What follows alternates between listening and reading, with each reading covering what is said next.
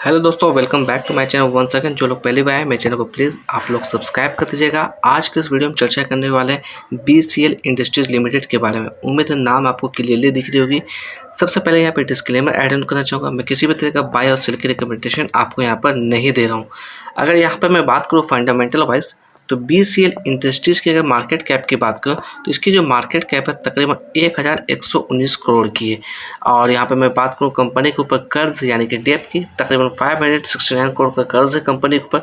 Face value की बात करें, ₹1 के फेस वैल्यू से ये ट्रेड करता हुआ दिख रहा है। अगर यहाँ पर हम लोग कंपेयर करने की कोशिश करें स्टॉक पी को इंडस्ट्री पी से, तो ये कंपनी कहीं ना कहीं हमारा अंडर वैल्यूड नज़र आता हुआ दिख रहा है। साथ ही साथ चर्चा करें इसके अंदर आज के दिन वॉल्यूम की, तकरीबन 12.5 लाख के आसपास की वॉल्यूम नोटिस की गई थी। और वहीं पर डिलीवरी और परसेंटेज की बात करें, तकरीबन 48% से भी ज़्यादा की डिलीवरी इस स्टॉक्स के अंदर उठाई गई थी आज के दिन। अगर यहाँ पर टेक्निकल्स को समझने की कोशिश करें सबसे पहले, तो यहाँ पर देखिएगा, मैं यहाँ पर आपको चार्ट को थोड़ा जूम इन करके ताकि आप लेवल्स को आइडेंटिफाई कर पाएंगे। तो यहाँ पे मैं चर्चा करने वाला हूँ इस जोन की। ये जो लेवल्स देख रहे हैं, ये कैंडल है मार्च 2026 की। यहाँ पे तकरीबन ₹25.50 का बॉटम बनाया, उसके बाद इसके अंदर अच्छी खासी तेज़ी देखने को मिली। और तकरीबन यहाँ पे मैं बात करूँ यानी कि अप्रैल 2026 के अंदर ₹37.66 का इसने हाई लगाया। और उसके बाद इसके अंदर कहीं ना कहीं हल्की फुल्की करेक्शन हमें देखने को मिली। और तकरीबन मैं बात करूँ तो ₹32.50 के आसपास इसने यहाँ पर सपोर्ट लेने की कोशिश की। उसके बाद वापस से इस स्टॉक्स के अंदर हमें तेज़ी यहाँ पर देखने को मिली।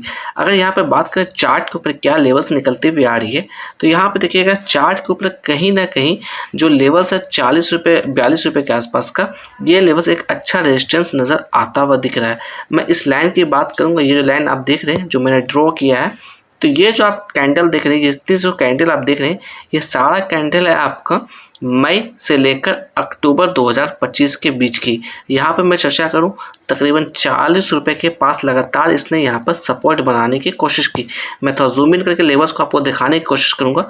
देखिएगा, मैं इस लेवल्स की बात कर रहा हूँ। ये जो लेवल्स देख रहे हैं, मई 2025 से लेकर अक्टूबर 2025 का ये कैंडल, यानी कि ये 1 साल पहले की कैंडल है। यहाँ पे देखा जाए कई दफ़ा इसने इस लेवल के पास सपोर्ट बनाने की कोशिश की। समय में थोड़ा पीछे चल के मैं लेवल्स को आपको दिखाने की कोशिश करूँगा। तो यहाँ पर थोड़ा सा मैं आपको और पीछे लेके आया हूँ और मैं इस लेवल्स की बात कर रहा हूँ। ये जो कैंडल देख रहे हैं, ये कैंडल है आपका जनवरी से लेकर मार्च 2023 की, यानी कि आज से ठीक 3 साल पहले की कैंडल है। यहाँ पर भी देखा जाए ₹40 के पास अच्छा इसने सपोर्ट बनाने की कोशिश की थी।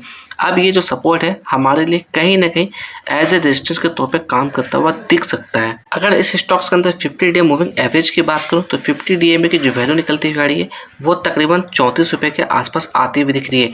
करंट प्राइस की बात करें ₹37.92 है। तो देखा जाए अपने 50 DMA के काफ़ी ऊपर ये ट्रेड करता हुआ दिख रहा है। अगर इसके अंदर मैं बात करूँ प्रमोटर्स होल्डिंग की, तो यहाँ पर देखिएगा, मैं बात करने वाला हूँ दिसंबर 2023 की।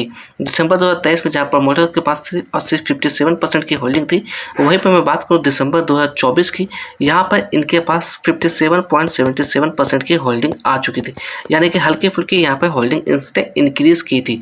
वहीं पर मैं चर्चा करूँ साल 2025 के अंदर, तो यहाँ पर तकरीबन 58% की होल्डिंग देखने को मिल रही है।